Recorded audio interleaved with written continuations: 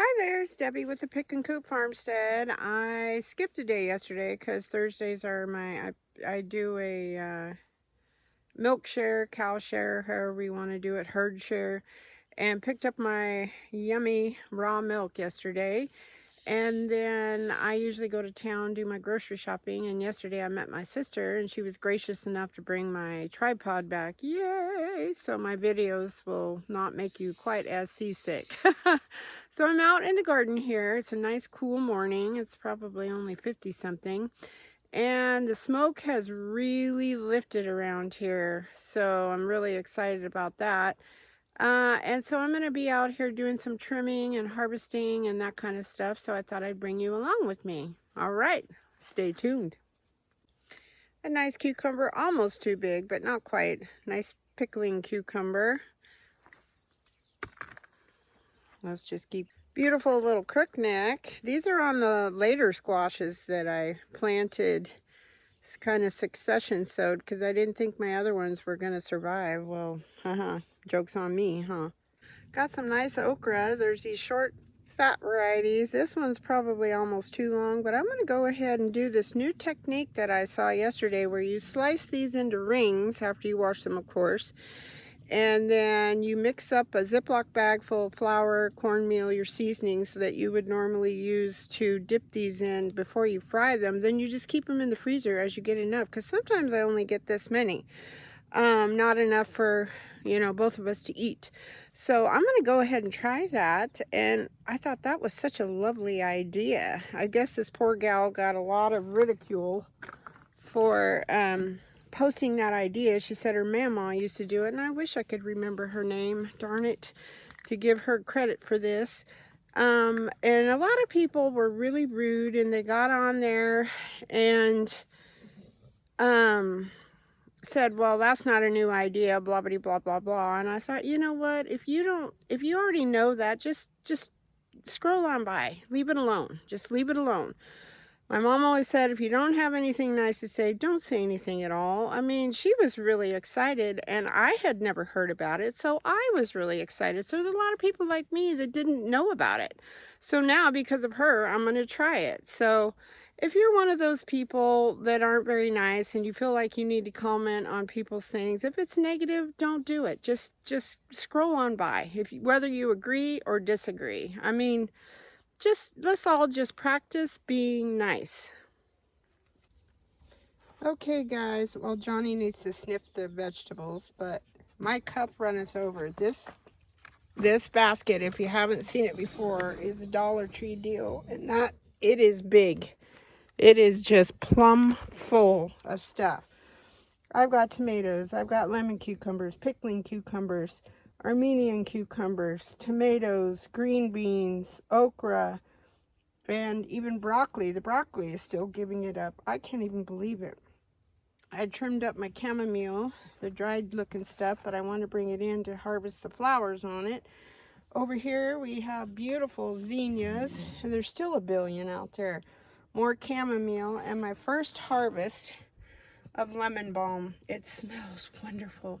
And I harvested some amaranth. They say once it starts turning kind of a brownish color, it's good you can mill flour out of it, you can feed it to your chickens. The whole bottom of this 5-gallon bucket here, or it's actually 4.5 gallon, is tomatoes. You can't see them, the big tomatoes, like the mortgage lifters and the Oregon Spring, and I do have a few bush steak tomatoes in there. I'm just like, God is great. God is good. I'm just so tickled pink with all of this. I had no idea that I was going to get this much stuff.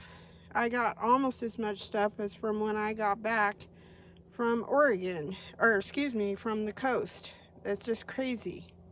Oh yeah, and I got a whole bunch of tomatillos. You can't see them, but they're the green ones. These guys are huge, so I think I'm going to treat them just like I do my tomatoes till I get enough to can. I have to be careful though. Oh, I'm sweaty, sorry. With my freezer space, because our steer went to freezer camp, so we have a full steer, and it's a big boy, way bigger than last time. So yeah, I'm gonna just put them, wash them, put them in a Ziploc. And if you have never grown tomatillas before, they're kind of slimy, sticky. So you have to wash them really good. I think I might even put a little white vinegar in the water this time. Maybe that'll help that come off of there. And then I'm going to let them air dry, and I'll start throwing them. You don't have to core those or anything, and throw them in a Ziploc bag. And then I like to roast mine in the oven, and then I'll throw in some either serrano, some kind of hot peppers, serrano or jalapenos or both. And then I put in just the whole head of garlic, peels and all. And then I put, I'll like quarter up onions, throw those in. I roast everything all at the same time. Then I squeeze the garlic out of the, the husk. And then I'll put everything in my food processor and blend that up. And that'll be my green sauce. So I can make enchiladas with that. You could even, really, if you wanted to, you could use it for salsa. And then I like to put it on tacos. I mean, it's very versatile. Then I just can it. And then I'll squeeze a little lime juice in there, especially if I want a water bath. And then otherwise, I try to pressure can everything I can, just because I don't have to, the low acid products, I don't have to put vinegar. There's a lot of things like my tomato sauce now. I don't like a vinegar or lemon taste to my tomato sauce. So I just pressure can it, and it's delicious. So as you go along, if you're new to canning, just Google anything and everything. There's a Facebook group called the Rebel Canners, and those people, I almost said women, because there's a lot of men on there too, which is awesome.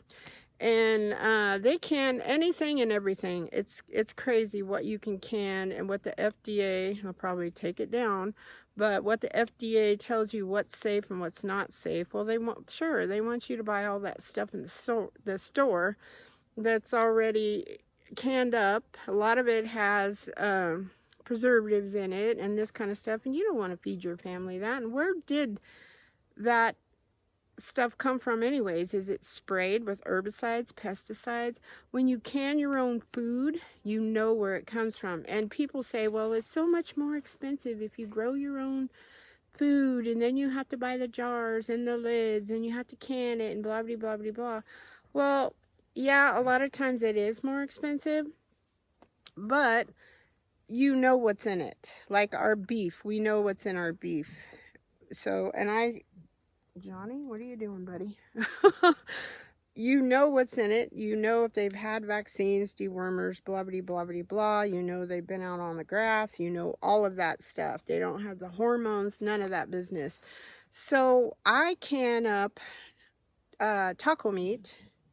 You kind of have to brown it first. Those are all episodes, but they're just, I'm getting a little off track here, but yeah, just do it. Or if you know a good reputable butcher, just go to the mom and pop butchers, the small business butchers. And like when I ran out of my beef fat, or it's called suet, I ran out of that, and I'm like, great, I'm running out of tallow. What am I going to do? I need more, because I cook with it, I bake with it, I make all my skin products out of it. It's like, what am I going to do? So I went to, there's a place called R&R in Redding, which is about 45 minutes from where we live. That's where I do my shopping. And I went by there because I was getting some of their burger. And I asked them if they had it, and it's kind of spendy. It was actually the same price as their burger, which I was kind of surprised about that. But I was pleasantly surprised that it is organic, first of all, and it is grass-fed. So it's just like, you know, cooking my own beef fat and rendering it down into tallow. So there's a lot you can do. And if you're limited to your big box grocery stores, just be wise of what you're buying, what goes into it, what brand it is, research it. I know it's a lot of work. And sometimes, you know, I almost bought some chicken breast at Winco yesterday, and you don't know if they're hormone. The breasts are huge, so I'm guessing they probably were. But you got to do what you got to do. And especially nowadays, you got to find things that are cheap so you can feed your family. You can't always feed homegrown. You can't always feed organic. You've just got to do what you can do. So there it is. There's my soapbox. So anyways, I'm going to go in the house. It's all fun and games when you get to pick all this lovely stuff that the good Lord gave us. But then you have to go in the house and you have to process it all. So at the very least, you have to wash it and let it dry. And then you got to figure out what you're going to do with it. So I hope the sun is shining where you are. Thank you for watching. Thank you for supporting my channel. And I hope you all have a great day. Bye-bye.